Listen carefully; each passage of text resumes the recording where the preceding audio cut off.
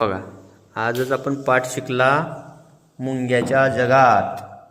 त्याच्यामध्ये मुंग्या ह्या किती कष्टाळू आहेत आणि समाजप्रिय आहेत.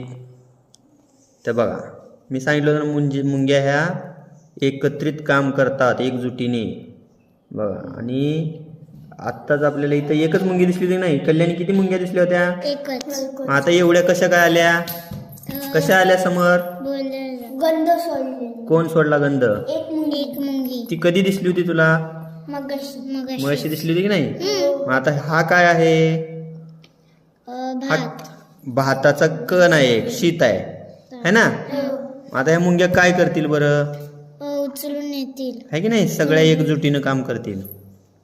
बघ, आता हे जमतायत बघ, एक एक एक म्हणजे त्यांच्या एकेका सैनिकाला ते बोलवतायत आणि बोलवून ते कसं उचलायचं याचं काय करतायत, एक प्लान आखतायत त्या.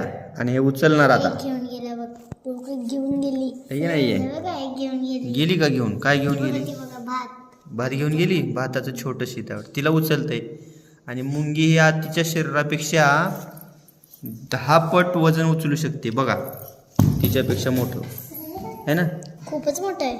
मोठं आहे ना? आता बघा हे कसं उचलतील बघा.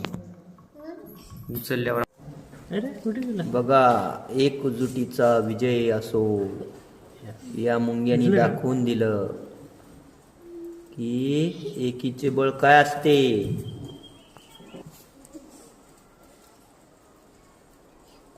हा भाताचा शीत किती मोठा आहे रे? आहे ना? त्यांच्या वजनापेक्षा तिप्पट, चौपट, 5 पट, 6 पट, 7 पट, 8 पट, 10 पट आहे ना? बघा कसा उचललाय त्यांनी.